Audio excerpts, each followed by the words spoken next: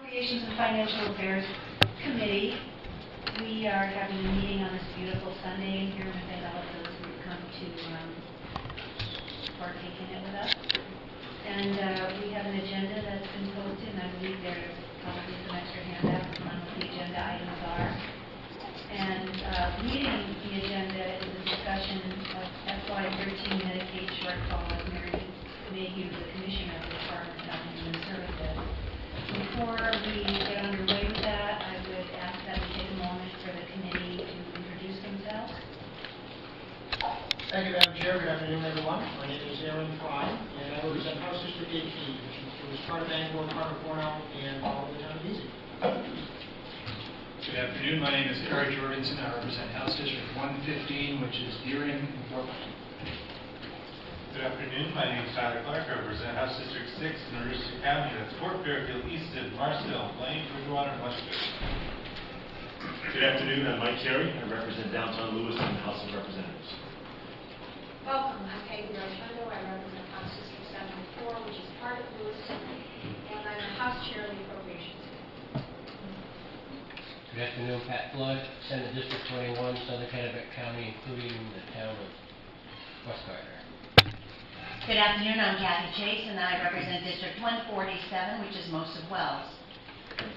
Good afternoon, I'm Dennis Kessel from Belgrade. I represent House District 83, that includes Belgrade, Fayette, Manchester, Mount Vernon, and Diana. Good afternoon, I'm Linda Sanborn. I represent District 130, which is part of Forum and part of Bucks. Good afternoon, I'm Megan Michello. I represent House District 136, which is a part of Bedford. And welcome. My name is Dawn Hill. I proudly represent District 1 for the Senate, which is Agunquit, York, Kittery, Elliott, and South Berwick. And I'd also like to introduce you to Maureen Dawson to my right behind the computer screen. She is our legal analyst. And I'd also like to introduce Chris Nolan from the Office of Fiscal and Program Review.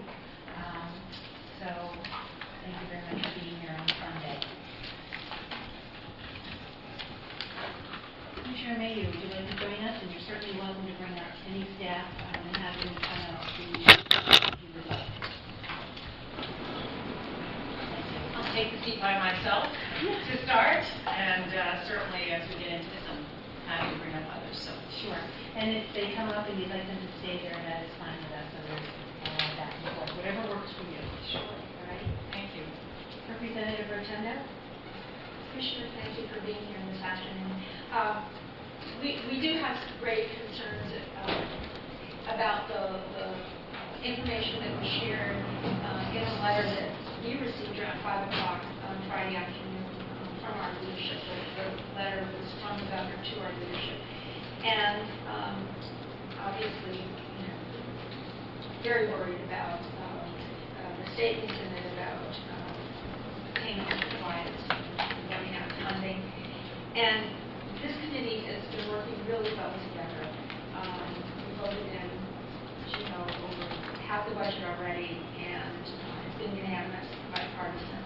And we're eager to continue to work in that way, and just felt we needed to get some answers today so that our work could continue and we could address any issues that were out there that need to be addressed. So thank you for being here. Thank you. I'm going to call on Representative Fry, but before I do that, I just want to say, number one, we are very pleased to have the press here and the media in all forms. But those of you who are behind my committee, I would like to make sure that you are focusing your cameras on people or the audience or the commissioner, and you are not focusing your cameras on the paperwork of this committee. Okay? Good. Thank you very much. Representative Fry. Thank you, Madam Chair. Good afternoon, Commissioner. I think probably the best question is how much are we talking about? Because the letters that I've reviewed and sort of the press that I've seen around this, it's not clear exactly how much more money the department's going to need to meet its payments to providers by May 28th. This information was in your change package as presented by Commissioner Millett when the change package was provided to this committee. There's a request for $35 million additional to fund the Main Care program. Commissioner Millett explained that when he presented the change package. I'm sorry, when you presented the change package, I don't remember anything about how we need to do this by the 28th of May, or else DHHS can't pay its bill. So I guess I did not understand when this was presented a week and a half ago that this situation was present. Well, let's go back even farther. In February, members of this committee were alerted to the fact that as we were continuing to monitor the forecast, both in terms of expenditures as well as revenues, that there was likely to be some challenges for the remainder of the fiscal year. The letter is simply making clear, as we look at the accounts in the main care payments, when we are likely to begin running short. The May 28th date was when we thought or understood that a budget would need to be passed in order for our accounts to be fully funded to meet the payment cycle beginning the week of June 10th. So our June 12th payment is when we right now are forecasting we will run short and then will not have funds to meet the payments to providers. For the last 2 weeks, we will not have adequate funding, but we begin to run short the week of June, or on our June 12th cycle payment. Okay, so just so I'm clear, it is like $35.3 million is the amount that the Department of State needs to get to the end of the fiscal year? Consistent with what was in the change package, correct. Representative Carey? Thank you, Madam Chair. What is the amount needed for June 10th? 1.6 million is what we are forecasting currently for the shortfall for that week. Yeah. And how do the successive weeks through the end of the fiscal year? And then it is, again, these are estimates. It's difficult to forecast how claims will hit various accounts, but it would be 16 million the next week, 16 million plus 17 million for the last week. When was the May 28th date made explicit to this committee or anybody in legislative leadership? May 28th date was our understanding from conversations with staff in the budget office. But we understand that that date there may be some flexibility. Again, we were told it could take a week to 2 weeks. We understand that that can be certainly further discussed with this committee, and Commissioner Millett would certainly be in a better position to comment on what needs to occur upon enactment in order for these accounts to receive the necessary funding. Right. I guess I'm responding to the governor's press person who described this as a friendly reminder. This is the May 20th. That's the first time that I've seen the May 28th date. There's not a lot of time. Yeah. We're trying to make sure that I share the concerns about our ability to pay physicians, developmental disability providers, and we simply want to make sure that we have the necessary funding to make those payments so that we're not having to have any provider without the sufficient funds to pay their staff and have to be delayed in receiving those funds. And why was this brought forward as a change package to the annual budget rather than as a supplemental budget, which could act with regardless of what the rest of the budget process is going, this could be quickly initiated to meet the urgency that you're now bringing to us? Well, certainly, this was, as Commissioner Millett introduced it, as part of our overall change package. I'm happy to respond further about what other options this committee may have, but this was brought forward as part of all of the various changes, but clearly identified as a state fiscal year 13 need. I understand that, and so you would be open to having this as a supplemental budget that wouldn't hold the rest of the process over a barrel for this 1.6 million. I am here to respond to concerns about the challenges within the main care program and our need to ensure that we're able to appropriately pay for the services on behalf of the members of the main care program. I really can't comment on other approaches to managing the overall discussion with the budget. I'm sure that there are others here that can comment. Agreed. And finally, why not bring this concern to the committee and to leadership in the normal process that timing questions like this are typically brought forward? I guess I have to say I'm perplexed. We've been in front of this committee and in front of the Health and Human Services Committee, and frankly, I would go back more than a year, where we sat and talked about the underfunding, the gross underfunding of this program, and for weeks debated the amount that we were requesting because we were concerned that, frankly, given the loss of the ARA funding, the reality that we are trying to pay our bills on time, and what we were seeing for a forecasted need in general fund dollars, that the program was not adequately funded. This should not be a surprise. The theme is not a surprise. The 11-day due date is. And I guess that's the nature of the question I'm trying to understand is how we came to a place where we're talking about a date that's less than 2 weeks away. Because I agree that this has been a recurring theme, and members of this committee have asked, and I'm sure will continue to understand kind of the nature of these differences. I'm simply asking about the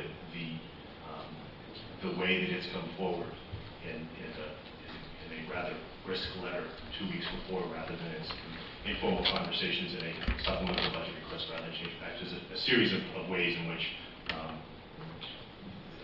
that I would have expected it to happen, given the way that this committee works well together and has been working with the administration. Well, again, you're asking me, and no matter how you look at it, the end of the fiscal year is not that far away.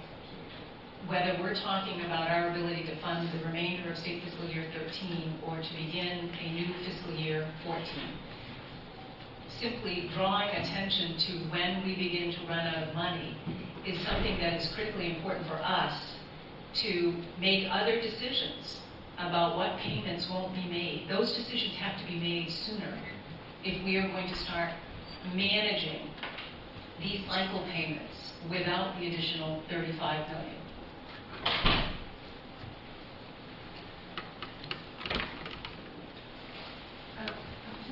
Did you have your hand up? Sure. Thank you. Your name. Thank you, Madam Chair. Thank you, Commissioner, for being here today. We really appreciate the time that you and your staff have spent with us for going over this process, informing us at the different spots along the way. I still have a bit of confusion over this and the letter from your office and the letter from the governor's office. I guess receiving this information 5 o'clock on a Friday, in the way it came to us through this, the leadership offices and not directly to our committee. And there were many times when I think staff from your office, from Commissioner Millett's office were here. It just strikes me as sort of odd timing and political in nature, and I know the work we do here vastly the work that we do collaboratively. So I'm a little concerned with the approach that was taken. I guess I'm a little perplexed, and I'll just continue to restate it. I sent a letter to the governor to outline where we are because there are management decisions that will have to be made. The concerns that he's been expressing all along were reiterated in the letter, and as you said, we've been, and my staff has been, in front of this committee repeatedly, and in Health and Human Services Committee, talking about these financial challenges. So I understand that you're looking at the letters in isolation, and yet the communications have been ongoing prior to these letters.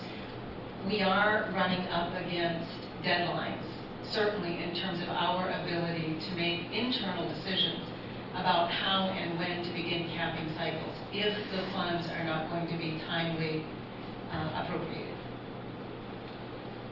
Representative Rotundo, and then Representative Rotundo, and then Senator Sawin. Thank you. Commissioner, if you're perplexed, I guess I'm perplexed as well. I can't remember any time recently when we voted out a budget by May 28th, biennial budget, and certainly there should have been an expectation that we would have a budget voted out by May 28th, given how long. The difficulty of this particular budget, and the track record, the history of when we normally vote out biennial budget. And so for there to have been an expectation that it would be voted out by May 28th, and for that not to have been articulated to us, that was going to be a problem, is very perplexing to me and very disturbing to me. I've been on this committee for 11 years now, and I don't ever remember a situation where we've been told by DHHS that money was going to run out in such a short period of time. Do we know that there has been an issue with payments? Yes. But if we were going to be running out of money in 2 weeks, we should have been notified about this date a long time ago. And that's very concerning to me. And again, I don't ever remember a situation where we have been notified at such a late date, 5 o'clock on a Friday afternoon, it didn't even come to the chairs. It's highly irregular, and it's very troubling to me. Well, you and I guess, have different memories of the budgets that have been passed. I've been here over 20 years, and I do recall biennial budgets being passed before May 28th. I don't find that that's neither here nor there. A change package was presented to you that requested $35 million in the waning weeks of this fiscal year. To me, that's obvious that in the absence of those dollars, we're going to run out of money. And yes, the Department of Health and Human Services, prior to this administration, has certainly come before this legislature making those same statements. And I find it frustrating that, having been in front of this legislature last year talking about the challenges of getting this program adequately funded with general fund dollars, having lost the substantial temporary federal funding, made significant changes to pay our bills on time, and debated how much was absolutely needed. This is a $9 million increase in general fund dollars from one year to the next. From state fiscal year 11 to 12, we have relatively flat total spending in Medicaid, but a 48% increase in the amount of general fund dollars needed. For state fiscal year 13, even with this $9 million increase in general fund dollars, we are spending less in total funds. But we have not adequately budgeted for the general fund component as the federal funds has declined. The change package was clear that we needed additional funds to make it through the remainder of this year. We've been sitting here together for the past week, and with members of your departments, and no one has said that you were going to run out of money on the 20th. It was in your fiscal news written by your analyst that there were concerns in April, in the April fiscal newsletter put out by the Office of Fiscal and Program, that there were challenges if certain funds were not available to the Medicare program for this fiscal year. I understand there is concern with the date May 28th. That can certainly be discussed. That's the mechanics of when does a budget need to be passed in order to fund these accounts. I can sit here and definitively tell you that as we look at the forecast and how claims are going to hit, the week of June 10th, our June 12th cycle, we will not have the necessary funds. We are forecasting 1.6 million short for that cycle, and then will not have funds necessary for the remaining 2 weeks.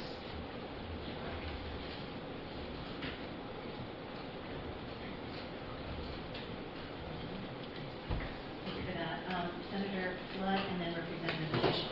Thank you very much. Thank you, Commissioner and Committee, for being here. And I just wanted to say a couple things. I don't think I have any questions, but I just wanted to mention for the committee's benefit, I think, and for others who might be listening. Obviously, we can't control letters that we receive. We receive letters every day from municipalities and from all over the place that tells us information or opinion, and we can't really control that. And we try to read them all. We appreciate that we receive them all.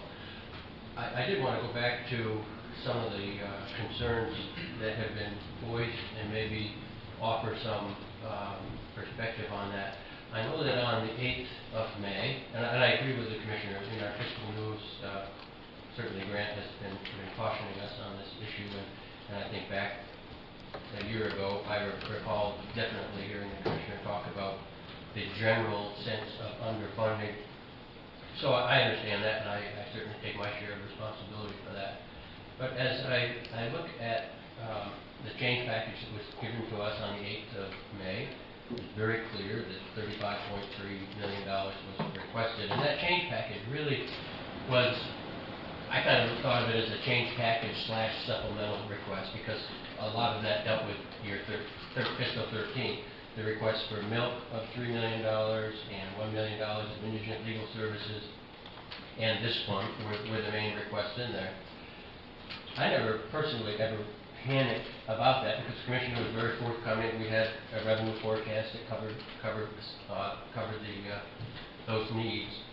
And my sense all along was that we probably would be doing our budget sometime around the, we've all wanted to try to get it done earlier, but I was kind of guessing maybe the 4th or 5th of June, something like that. And it seemed like in the past, when we'd worked with either Commissioner Lowe or Commissioner Millett or others, it seemed like if we were working in that zone, we were going to be able to kind of get through and get these things taken care of to meet the cycle payments. So the May 28th number is a little bit of a surprise to me, but I'm not going to focus on that. But I was kind of thinking that sometime in the first week of June, if we got our work done, we'd probably be in alignment with the request and get that taken care of. And I do recall when we did our first supplemental budget, we did not fund the full appropriation requested by the department. I think we left about $4 million lacking, $4 or $5 million lacking. So I think the committee needs to reflect on that. That we're responsible for that.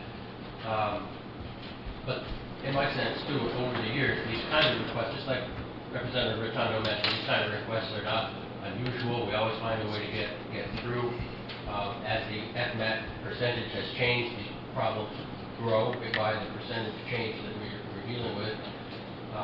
And certainly there are challenges with that. But I think, personally, the most important thing is to keep calm about this. We've seen the numbers tallied up by Commissioner Millett in the change package for the year 13, 14, and 15. That stuff is aligned in there.